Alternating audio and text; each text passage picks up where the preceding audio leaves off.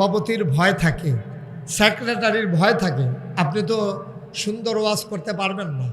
তো মসজিদের ভিতরে এই সভাপতি, বাংলাদেশের মসজিদগুলোতে অধিকাংশ সভাপতি দেখবেন রিটায়ার্ড পারসন, এলাকার ধনী মানুষ, সারা জীবন ঘুষ খাইছে, খাইয়া টাকার মালিক হইছে। এই টাকার মালিক আমারে বলতে দিতে হবে তো, ঠিক কথা বলার জন্যই তো আইছি। আমি অধিকাংশ বলেছি, আপনি শুনেনি নাই কথা। হ্যাঁ, উনি তো শুনেই নাই, না শুনেই এই কারণে তো মাহফিলে হুজুররা ওয়াজ করতে পারে না। আমি একবারও বলি নাই সব, আমি বলছি অধিকাংশ। আপনি ইন্টারফেয়ার করাটা মোটেও উচিত করেন নাই। আপনি আমার সম্পর্কে আপনার ধারণা থাকা উচিত। আপনি মাহফিলের মুডটাই নষ্ট করে দিলেন। আমি সব তো একবারও বলি নাই, আপনি কেন ইন্টারফেয়ার করলেন এখানে? সেই দিন কি আছে নাকি? আর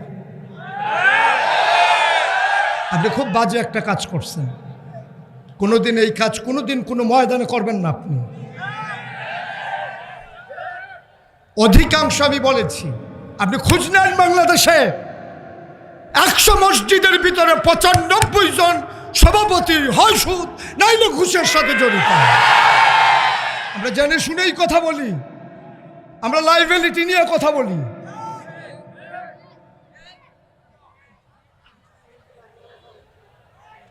কয়জন ভালো মানুষ বাংলাদেশে আমার জানা আছে? পৃথিবীর ইতিহাসে এমন কোন ইতিহাস নাই সরকার বদলের পরে 313 জন মেম্বার অফ পার্লামেন্ট, যেই জায়গায় আমলা কামলা, র্যাব, গোয়েন্দা, ঊর্ধ্বতন কর্মকর্তা সারা বাংলাদেশ থেকে একযুগে পালিয়ে যায়, পৃথিবীর ইতিহাস নয়, শুধু বাংলাদেশে।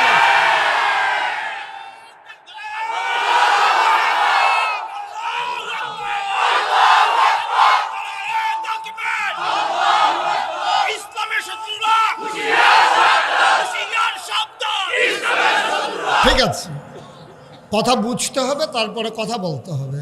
মাইক এখন আমার হাতে। একজন আলেমের সাথে কিভাবে কথা বলতে হয় আমরা ওইটা বুঝি নাই বলেই একসাথে সবাই পালানো লাগছে। যদি ডাক শুনতো, কথা শুনতো, তাইলে সবাই একসাথে পালানো লাগে না। আমি মনে করি 101টা কারণ যদি থাকে সরকার পতনের, এর ভিতরে 1 নম্বর কারণ হচ্ছে আলেম ওলামার সাথে বেয়াদবি। এই বাংলাদেশে জেলখানাগুলোর ভিতরে থাকার দরকার ছিল চোর, বদমাইশ, গুন্ডা, আর এই বাংলাদেশের জেলখানাগুলো ভরে গেছে আলেম ওলামা দিয়ে। এই বাংলাদেশগুলো ভরে গেছে আলেম ওলামা দিয়ে, মিথ্যা ট্রাইব্যুনাল সাজাইয়া, মিথ্যা প্রসিকিউটর সাজাইয়া, মিথ্যা বিচারপতি সাজাইয়া, মিথ্যা সাক্ষী বানাইয়া আমার কোরআনের পাখিগুলোকে হত্যা করা হয়েছে। এই বাংলাদেশে কে কোন অপরাধী আমাদের জানা আছে? অপরাধীরা পার পেয়ে যায়, ভালো মানুষগুলো অপরাধীর কাঠগড়ায় দাঁড়ায়, ঠিক কিনা? সুতরাং আমাদেরকে মনে রাখতে হবে, এই সময় একটা গেছে যে এই মঞ্চগুলোতে কথা বলতে দেওয়া হয় নাই, মসজিদের মিম্বারগুলোতে হকের কথার উচ্চারণ হতে দেয় নাই। কথায় কথায় মসজিদের ইমামের চাকরি চলে গেছে, খতিবের চাকরি চলে গেছে। সেই দিন একেবারেই গেছে। সেই দিন আঘাত এসেছে, পাল্টা আঘাতের সময় ছিল না। আজকে বাংলাদেশে আঘাত আসবে তো পাল্টা জবাব হবে। প্রতিটা আঘাতের পাই করে হিসাব নেওয়া হবে। এইভাবে আর ছেড়ে দেওয়া হবে না। আমাদের যেমন ওদের যেমন এটা বাবার বাড়ি, আমাদেরও বাবার বাড়ি। আমরা ভেসে আসি নাই, ওদের বাবার বাড়ি আর আমাদের মামার বাড়ি। ও সাতপুর তো আমার মামার বাড়ি না? এমন বিষয় না ভাই, আজব কারবার হচ্ছে এই বাংলাদেশে। অধপতনের একটাই কারণ, একটু চিন্তার বিষয়। আমার অনেক কষ্ট লাগে মনে হলে যে একটা দেশ থেকে এইভাবে গোটা একটা দল একবারে নিঃশ্বাস হয়ে যাবে, কথা বলার থাকবে না। কেমন কথা, আজব কথা। এ দেশের জন্য এটা ডেস্ট্রয়, এটা ধ্বংস, এটা অধপতন, এটা লক্ষণ বেশি সুবিধার না। ভালো মানুষ আজকে রাজনীতিতে আর আসতে চাইবে না, ঠিক কিনা বলবো?